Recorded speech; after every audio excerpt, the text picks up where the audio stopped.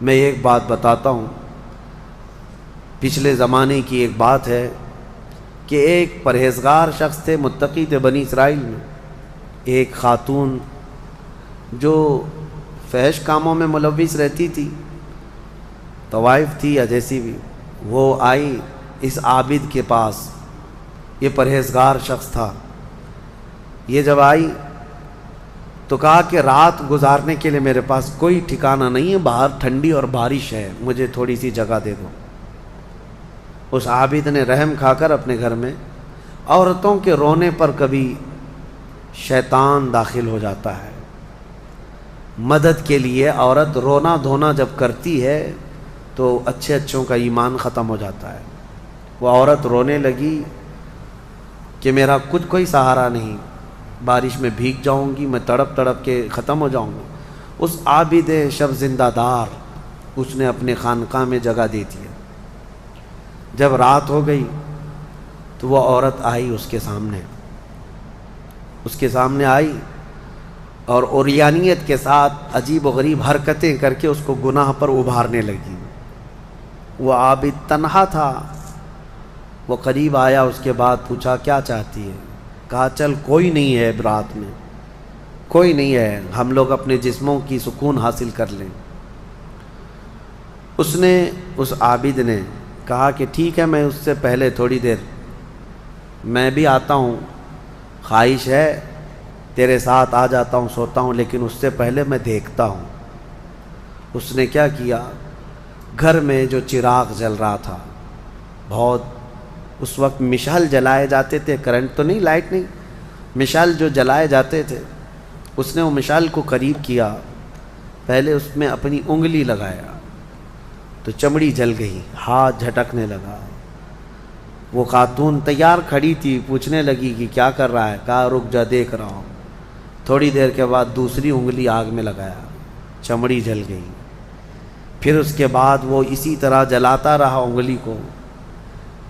اس خاتون نے پوچھا کہ کیا کر رہے ہو تم؟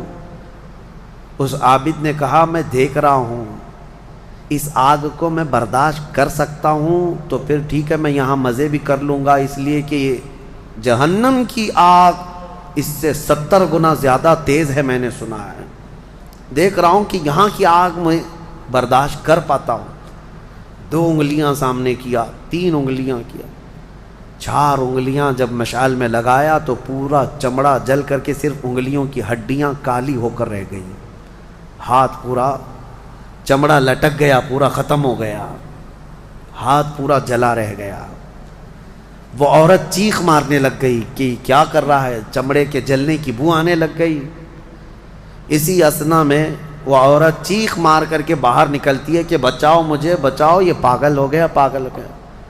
بادشاہ کی پولیس وہاں سے گزر رہی تھی، آئی اور اس نے پوچھا کہ کیا ہوا ہے؟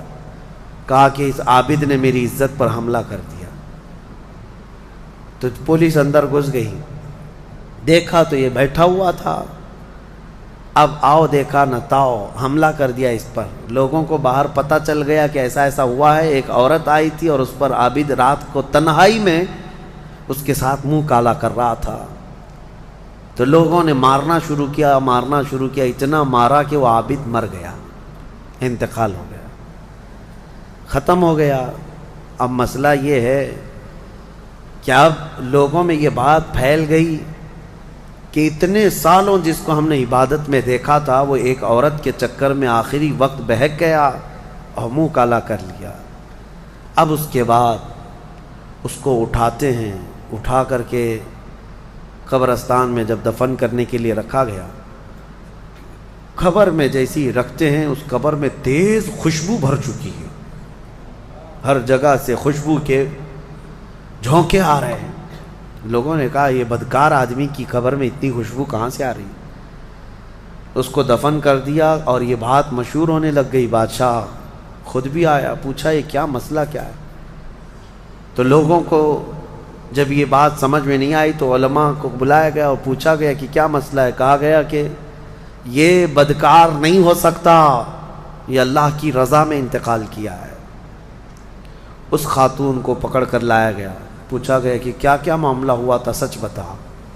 اس عورت نے بتایا کہ اس کا کوئی مسئلہ نہیں تھا، یہ ڈرتا رہا اللہ سے اور آخرت سے ڈرتا رہا، اور رات میں یہ بیٹھ کر کے اپنی انگلیاں جلا لیا تھا، اور یہ کہتا تھا کہ میں دیکھتا ہوں دنیا کی آگ سے میں برداشت کر پاتا ہوں تو ٹھیک ہے میں تیرے ساتھ مزہ کروں گا، نہیں تو پھر آخرت کا عذاب اس سے بھی بڑا سخت ہے۔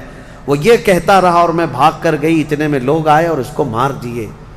بادشاہ نے پوچھا کہ دیکھو اس کو پھر سے نکالو، نکالا گیا۔ اس خاتون کے بتائے ہوئے اعتبار سے جب دیکھا گیا تو اس کا ہاتھ جلا ہوا ویسے ہی موجود تھا، جلا ہوا ہاتھ ویسے ہی موجود تھا جیسے اس عورت نے واقعہ سنایا تھا۔ پھر لوگوں نے بہت توبہ کی کہ اس کو مارنے کا کیا گناہ تھا، اس کا جرم تھا، لیکن بہرحال وہ شہید تھا۔ اس حکایت کو نقل کر کے فرماتے ہیں صاحب حکایت کہ یہ وہ لوگ تھے جن کا ہر کام آخرت سے جڑا ہوا تھا، وہ ایک حرکت بھی کچھ ان کو دنیا میں ڈگمگ نہیں کرتی، ان کے پاؤں کو نہیں پھسلا پاتی۔ کیوں؟ وہ ڈرتے اس بات سے تھے کہ آخرت میں کیا ہوگا، آخرت میں کیا ہوگا۔ میرے عزیزو، میں آپ کو بتاؤں زنا کی جو سزا ہم نے بتائی تھی، اس سے قبل بھی میں نے بتایا کوڑے مار دیے جائیں 100 یا سنسار کر دیے جائیں، یہ آخرت میں دی جانے والی سزا کا 100واں حصہ ہے، اس سے 100 گنا زیادہ سزا وہاں پر قیامت میں۔ تو پھر وہ کیسی ہوگی سزا؟ پھر 100 گنا زیادہ سزا کیا ہے؟ اسی لیے فرمایا گیا جہنم کا ہلکا عذاب۔ پوچھا گیا حضور سے سب سے کم عذاب کیا ہوگا؟ سب سے کم کسی کو عذاب دیا جائے گا اگر دوزخ میں تو کیا ہوگا؟ فرمایا گیا کہ اس کو آگ کی جوتیاں پہنائی جائیں گی جس کی گرمی سے اس کا بھیجا پک کر کے ابل رہا ہوگا۔ یہ سب سے ہلکا عذاب ہے دوزخ کا۔